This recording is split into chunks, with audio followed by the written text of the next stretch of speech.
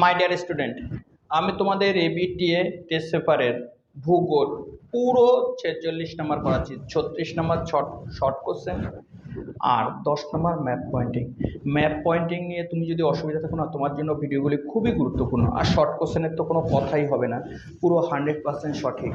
আর তোমার কাছে সবার প্রথম যাওয়ার জন্য অবশ্যই তুমি সাবস্ক্রাইব করে রাখো আর দেখতে থাকো, আর বন্ধুদের মধ্যে শেয়ার করে দাও। দেখো, আজ স্টার্ট করছি। পেজ নাম্বার কত জানো? 226। বেশি কথা না বলে ভিডিওতে চলে এসেছি। দেখো, যে প্রক্রিয়ার মাধ্যমে নিম্নভূমি উচ্চতা বৃদ্ধি পায় তাকে বলা হয় আরোহণ।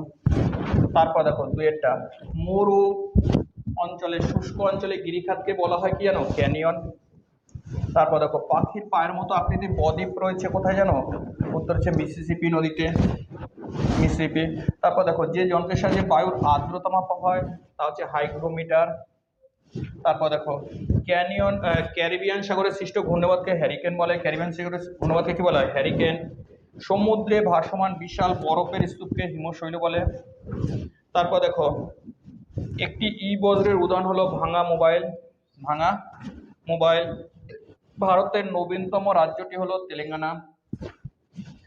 তেলেঙ্গানা। তারপরে প্রশ্ন চলে আসি। দেখো, তারপর হচ্ছে আম্রবৃষ্টি দেখা যায় কোথায় জানো?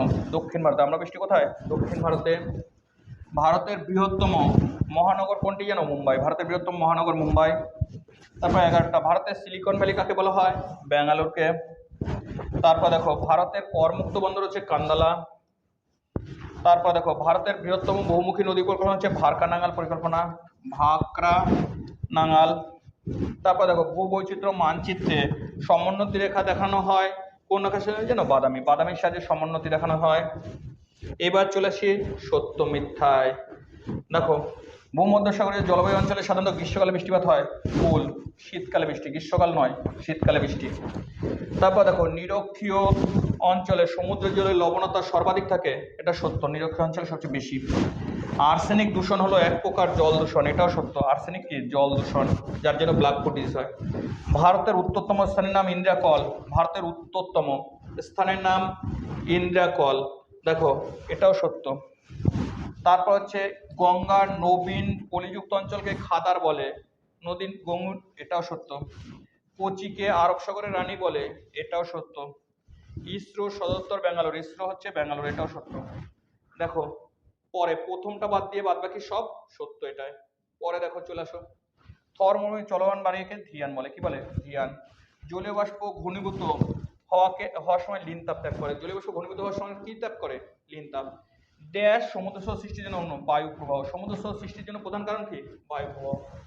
যে সকল বজ্র বিয়োজিত হয়ে মাটি বা বাতাসের সঙ্গে মিশিয়ে যায় তাকে জৈব ভঙ্গুর বলে। জৈব ভঙ্গুর বজ্র।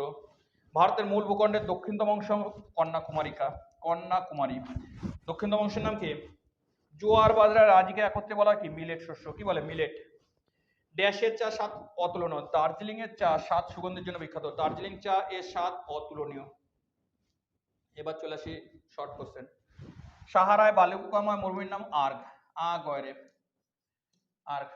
বায়ুমণ্ডলে কোন স্তরে আবহাওয়ার সমস্ত কার্যকারী দেখা যায়? উত্তর হচ্ছে ট্রপোস্ফিয়ার। আমরা যে স্তরে থাকি, ট্রপোস্ফিয়ার।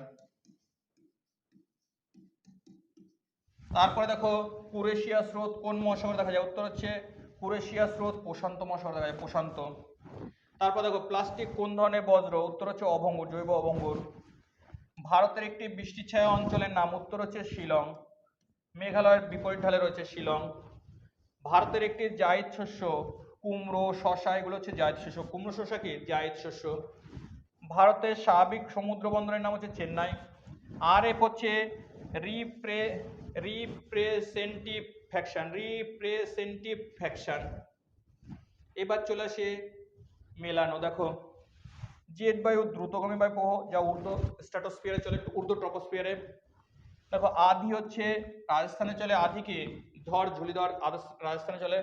ভেম্বনাথ হচ্ছে বৃহত্তম কয়াল। ভারতের বৃহত্তম কয়ালের নাম হচ্ছে ভেম্বনাথ। আউটসোর্সিং যুক্ত হচ্ছে তথ্য প্রযুক্তির সঙ্গে। আউটসোর্সিং কিসের সঙ্গে যুক্ত? তথ্য প্রযুক্তির সঙ্গে।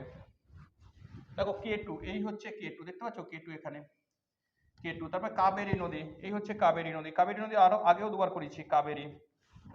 তারপরে দেখো চিল্কা, এখানে দেখো যে খাসটা রয়েছে, যে খাস, এই খাসটার নামই হচ্ছে চিল্কা। তারপর হচ্ছে ভারতের কৃষ্ণ মৃত্তিকা, কৃষ্ণ মৃত্তিকা কভার করেছি অনেকবার, এটা কৃষ্ণ মৃত্তিকা। তারপরে উত্তর ভারতের একটি মোটর গাড়ি নির্মাণ কেন্দ্র, উত্তর ভারতের একটি মোটর গাড়ি নির্মাণ কেন্দ্র, দেখো এখানে আছে, এখানে মোটর গাড়ি জামশেদপুর, জামশেদপুর। তারপর মেঘালয় মালভূমি, এটা দেখো মেঘালয় মালভূমি এই যে। আর এখানে গুরগাঁও করতে পারে, উত্তর ভারতের মোটর গাড়ি নির্মাণ কেন্দ্রের নাম কি? গুরগাঁও মোটর গাড়ি নির্মাণ কেন্দ্র, গুরগাঁও কি মোটর গাড়ি নির্মাণ কেন্দ্র। তারপর হচ্ছে দক্ষিণ ভারতের, ও মালাবার উপকূল বলেছে, মালাবার উপকূল, এটা দেখো এখানে হচ্ছে মালাবার উপকূল, এটা মালাবার উপকূল। দক্ষিণ ভারতের একটি কফি উৎপাদক অঞ্চল, এখানে দেখো কফি উৎপন্ন হয় এই জায়গাটা। তারপর হচ্ছে বছরে দুবার বৃষ্টিপাত, এখানে দেখো কবার করেছি বছরে দুবার বৃষ্টিপাত, এই জায়গাটায় অনেকবার করেছি, এই জায়গাটা কি বা বছরে দুবার, এই যে এই জায়গাটা কি হয় বছরে দুবার বৃষ্টিপাত। এরপর হচ্ছে কলকাতা, কলকাতা দেখো কলকাতা হচ্ছে এখানে রয়েছে, যে এখানে, এখানে হচ্ছে কলকাতা। দেখো এই হচ্ছে এসেটের পুরো এমসিকিউ, এসএকিউ, সত্য মিথ্যা, শূন্যস্থান মেলানো, ম্যাপ পয়েন্টিং পুরো কমপ্লিট করে দিলাম। তোমার প্রয়োজনে অবশ্যই সাবস্ক্রাইব করে রেখে দাও, তুমি লাভবান হবেই।